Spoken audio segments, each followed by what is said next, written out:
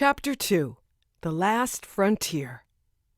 One main reason I returned to Alaska was to co-host an event with my beloved friend Shirley May. We had a women's retreat scheduled on March 24th, 25th, and 26th in Big Lake, Alaska.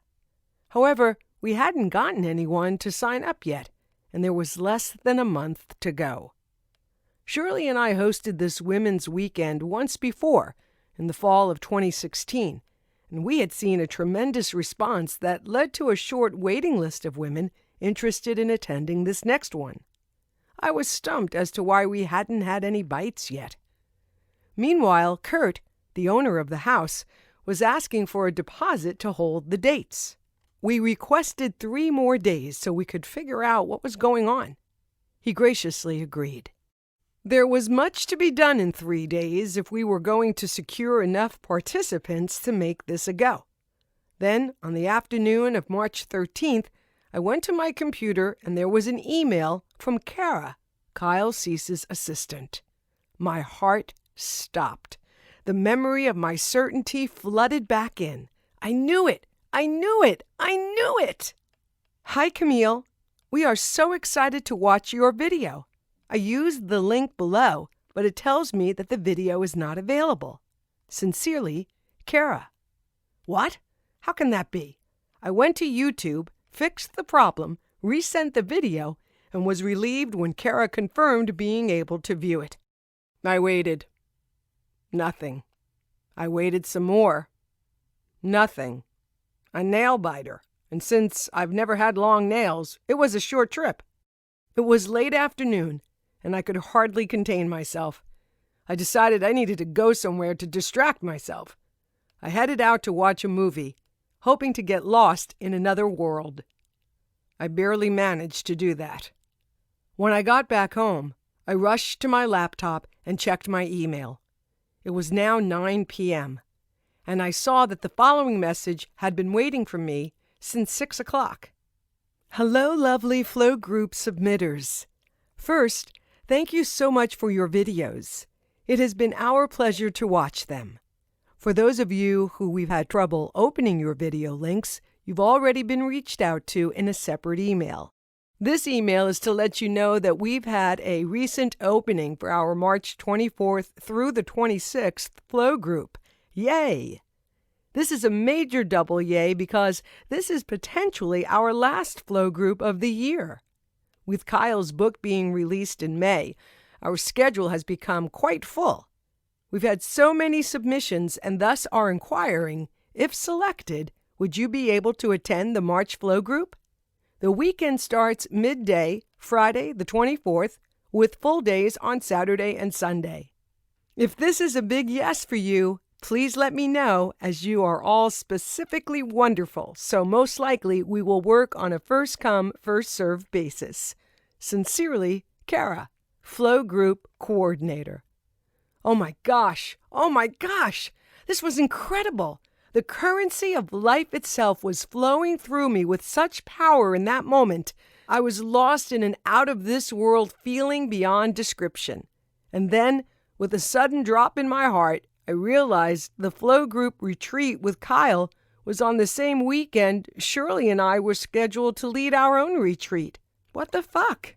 I called Shirley right away and told her the whole story in one breath, asking, "What should I do?" With all the unconditional love that is within her, she calmly said, "Tell Kara you're in." Really? My heart was pounding. "How would you feel if we canceled the retreat?" I asked. "Relieved," she said, laughing. "Our retreat is 11 days away, and we've got no one signed up." And then it dawned on both of us. This must be why nobody registered for our event. I wasn't going to be here for it. I was going to be in California. The lack of response and attendees, so perplexing before, was now evidence of incredible synchronicity. Right then and there, I replied to Kara's email and wrote, "I'm in." I hung up the phone with Shirley, only to call her back 15 minutes later. I was so overwhelmed by what was happening that my mind was spinning and my heart was leaping. I needed to talk more about this amazing turn of events so that the reality of the situation could sink into them both. By this point, it was nearly 11 p.m., and Shirley and I had ended what turned out to be another hour of highly charged conversation. I made myself a cup of tea and put another log in the fireplace, a warm and wonderful glow, the only thing lighting the darkened room.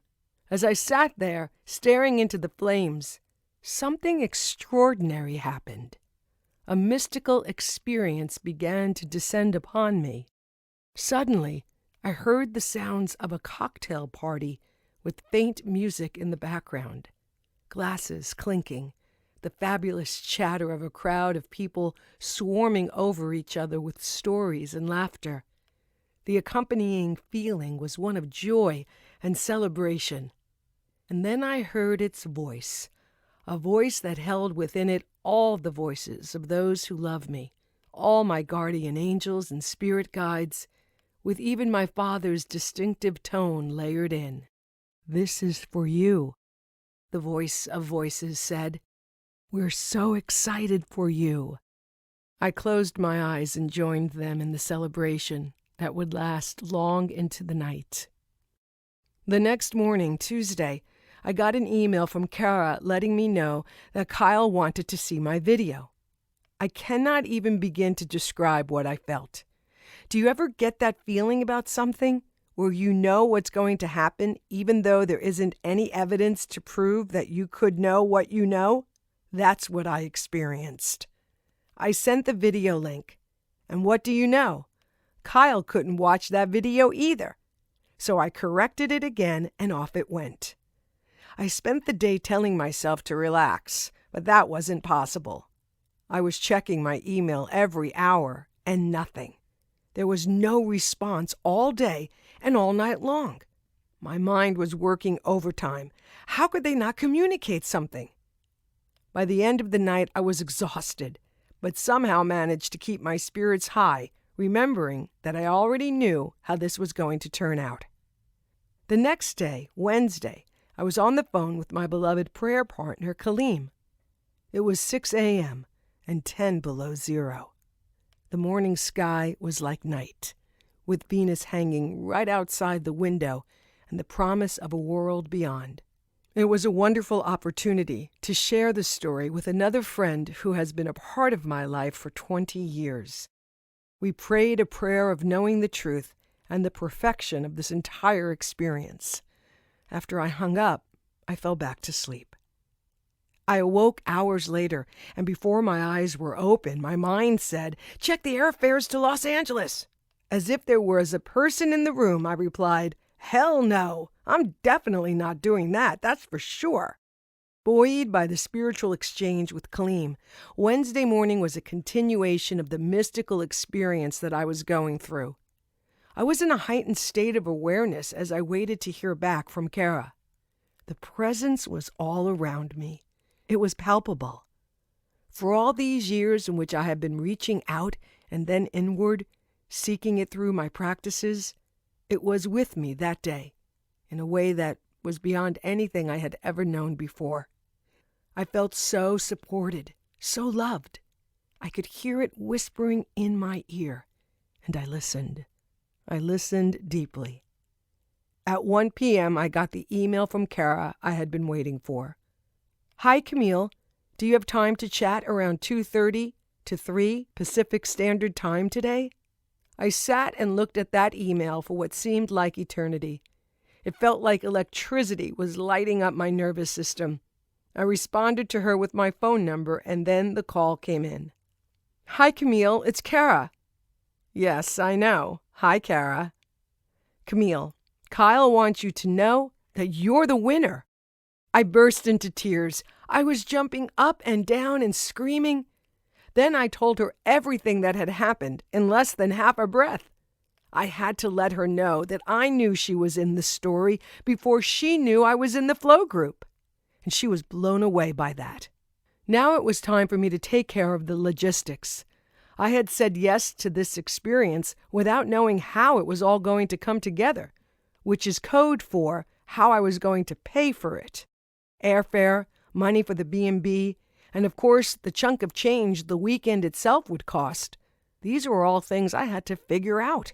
Turns out, it was already done for me. One miracle after another showed up.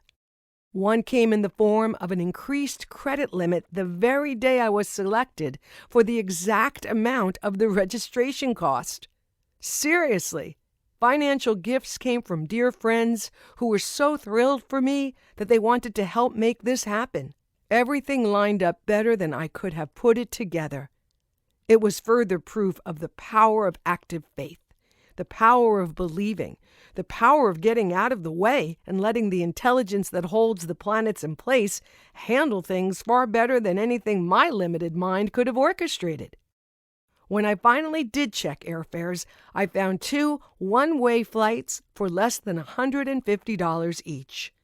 It was a 24-hour whirlwind with thousands of dollars flowing through my hands. Meanwhile, Shirley and I canceled the women's retreat, and the next thing I knew, I was flying to Los Angeles, staying in a $1 million house, and watching Kyle Cease pull up in the driveway. One other thing you should know. Right before I left Alaska for the Flow Group retreat in Los Angeles, I told a few close friends and my family what I felt was going to happen that weekend with Kyle. I knew I was going to get answers and have clarity. I was going to get direction. I was going to come home with the information I believed I didn't have, and I was going to move my life forward. My calendar was going to be full of activity. Money was going to flow in and build. Shirley and I were going to have sold-out events. This was going to happen, and that was going to happen, and I was so excited. It was the break I'd been looking for. By the end of the retreat's first night, I knew I was screwed. Chapter 3. This is not what I ordered. Our flow group of 4 included my fellow travelers for the weekend, Kat, Mark, and Sasha. Kat lived in the area and didn't stay in the house with us, so Sasha, Mark, and I spent the most time together. Sasha was from Australia, Mark from Rochester, New York. I landed in LA the day before the retreat. Sasha had gotten there early as well, and I was excited about meeting another attendee before we started the weekend. I met Sasha at the Denny's near LAX, and I knew her as soon as I walked in. The first thing I saw was the flower tucked behind her right ear, adorning her wavy brown hair that fell just past her shoulders. So feminine, I thought, as I approached the table. I wish I had the confidence to wear one too, suddenly yearning for my own expression of softness. My first hours with Sasha felt like 2 best friends who hadn't seen each other in a while, but had no problem dropping deep down into the heart of the matter. We were immediately speaking to each other with a depth of honesty and authenticity that lit me up. Our connection felt like it had already been coordinated in the soup of the universe. I sat in Denny's in utter awe, licking the salt off my fingers that the crispy French fries had left behind, as she told me her story punctuated with exclamations of amazement from me. Wait, what? You built a cafe out of straw? How the hell did you do that? She went on to tell me, matter-of-factly, how it's done, and I listened, trying to imagine the bales of hay being roped with twine, stacked, and made into walls. After a few more minutes, I said it again. Wait, what? You built an underground bed and breakfast? How the hell did you do that? She described in vivid detail how she and her husband used a shovel to move thousands of pounds of dirt over the course of 15 years before they finally brought in a small machine to do the rest of the work for them.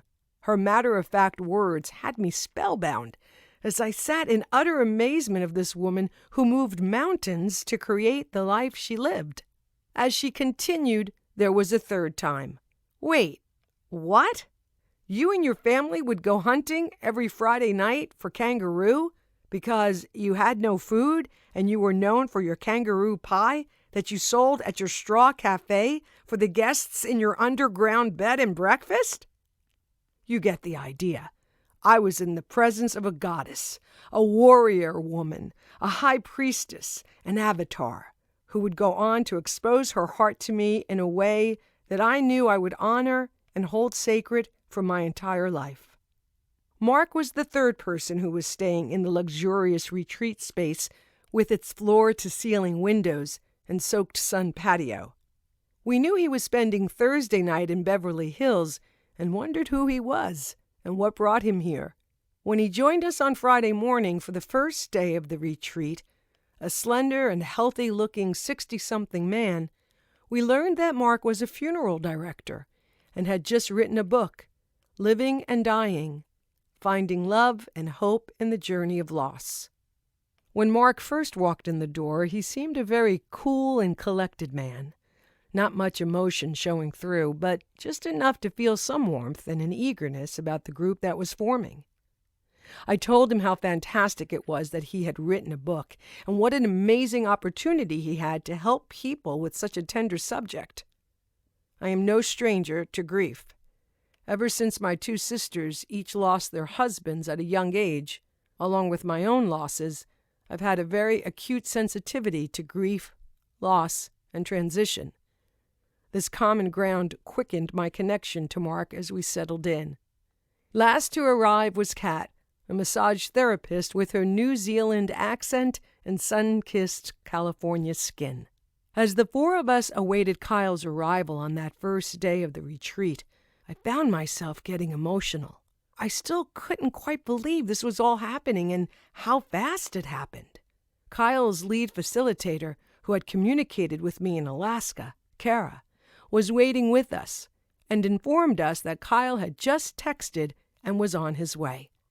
I was standing by a large window overlooking the driveway when I saw him pull in. Kara went to the door to meet him, and I heard the voice I had come to know through countless hours of video watching. As he climbed the steps to the living room area, I started crying. As he welcomed us one by one, he was clearly bewildered by my tears when he gave me a hug. A pretty funny sight in retrospect, but at the time, what else could I do? We moved to one of the 3 living rooms and gathered around a glass coffee table. We took turns sharing why we were there. I finally got to tell him this incredible story. As I finished, he said something I'll always remember. "Wow, I'm really honored. Thank you. But you know this is you, right? You know this is inside you." I was perplexed by his comment and confused as to why he was making this all about me. Slightly annoyed, I shrugged it off as we started our weekend together. After introductions and dinner, Kyle took us through an exercise where we divided a piece of paper in half. On the left side, we wrote down everything we wanted to do. And then, on the right side, we were to write the reason we can't do it. Of course, writing all of my heart's desires on the left side of the page was a joy. That had been how I started this new year, identifying all the things I really wanted to experience, so the list was fresh in my mind. I want to go on vacation on a beach. I want to help my family. I want to help people awaken to their magnificence. I want to be fully in my gifts and feel successful at expressing them. I want to have a steady income doing what I love. I want to fall in love. On the opposite page, I wrote the buts that got in the way of my heart's desires. I knew them all too well. I want to go on vacation, but I don't have any money. I want to, but I can't because, given what I had just been through in New Jersey with that trip to Maui I didn't take, I'd been more sensitive to how my mind played the role of Debbie Downer to my heart. I already know this game, I thought. Yet, as I was writing the buts to all my desires, I could feel this instant discomfort that grew in intensity quite quickly, and suddenly I wanted to run out of the room. What was happening? It was a very heavy, oppressive feeling, and my head started to hurt immensely. Kyle was going around the group to check in. As people were talking, I was consumed by this horrible feeling, my tears building, my head exploding, my heart breaking. Then, a tsunami-sized wave of emotion began to rise up, much like nausea. You know what's coming, and there's nothing you can do but hold on. At some point, I blurted out, "I need help." Kyle turned around, and I had a complete and total meltdown. Huge drops of tears fell down my cheeks onto my journal pages. At the peak of my embarrassment, Kyle asked me what was going on, and my answer was filled with sheer terror, as if someone was about to drown. I have to know what I'm doing, what I'm supposed to do next. I have to leave here with a plan, because if I don't have a plan, I won't know what to do. And if I don't know what to do, then I can't make any decisions. And if I can't make any decisions, then I'm going to go broke, and the whole thing will be for nothing, and I'll be a complete failure. As the words spilled out of my mouth, I heard the absurdity of it all. I couldn't even believe I had just said that.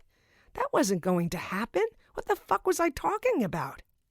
But the pressure of getting it right and coming home with a tangible plan that would give me the answers I was looking for, that would set out my calendar for the next 3 months, if not year, that would answer the years-long question about whether or not I should do another radio show that paid, when I should go back to Alaska, where, if at all, I should get a job, what to teach again, what event to do, was crushing me. The release I felt vomiting it out of my mouth was unmistakable. My goddess, what was I doing to myself? So much pressure to get it right, to figure it out, to have clarity. Clarity. Gotta know. Gotta have answers. That's what I believed. I needed clarity, which meant I believed I didn't have it.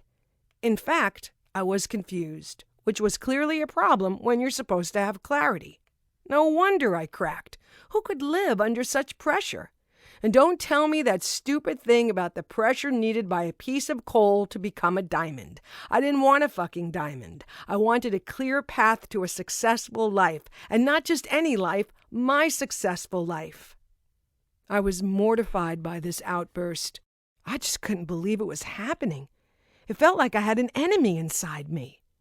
As Kyle worked with me, I kept calling this voice, this entity, this thing, she, not wanting to be her, pushing her away, resisting this mess. My judgment of what was happening was so harsh, I wanted nothing to do with it. Kyle kept asking me, "How do you feel?" But it was all in my head, and I was getting so angry at him for asking me that stupid question over and over again. How was it not obvious how I felt? I did my best to stay present as the strength of what was happening pulled me apart. As I was writing this book months later, I could feel my mind trying to reach back into that night, to remember what else happened, but I couldn't. There was this mental expectation as I wrote that I had to capture everything, and that simply wasn't possible. I mean, how could I have maintained the writer's focus with all that was going on inside of me? I was on some sort of trip, so deep inside the caverns of my body, my mind, my heart, my soul, my life, that whatever senses I used to retain and recall were nowhere to be found that night. Because of that meltdown, I learned so much about my mind, the way it thinks, and how sabotaging it had been all this time. I wanted Kyle to take it away. He looked at me the whole time, holding a tremendous presence, unwavering to the power of the voice that was coming through me, blaming him. He had no attachment to it at all. What's she saying? He asked me to listen to my separated self, the child version of me that I said was having this experience. Easy for you to say, I told him. He explained something about a mother and a child and how the mother doesn't let the child lead as that's what the mother is supposed to do. I could barely hear him. The pounding in my head was so loud. I started to calm down, and I stopped crying so intensely. I started to breathe. I began to feel better, but nowhere near good. My heart was in pieces all over the $1 million floor, and it hurt. I was exhausted and sad, so very sad that I had put such unbelievable pressure on myself, pressure to get it right, to make the right decision, to create the right event, to go and come at the right time, to use the right marketing words, to send the right email that people would read. On and on and on it went. Those beautiful people held such a profound space for me that first night. I mean, nobody knew what the hell was going on. Here we were, selected for this transformational weekend and sequestered in this gorgeous home in LA with this man we trusted, though we really didn't know.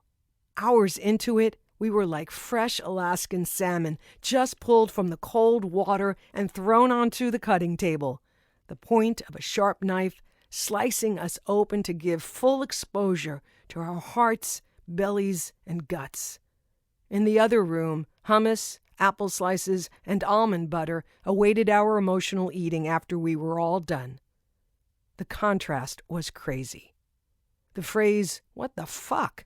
was uttered and whispered and shouted many, many times that weekend as we cracked open who we were and began to expand and to change. Transformation is messy. Death is scary. Birth is painful. The truth was that the first significant event of the weekend happened for me in those early hours, though I never would have admitted it, let alone been conscious of it. It would take a bit of time to understand exactly what had happened there.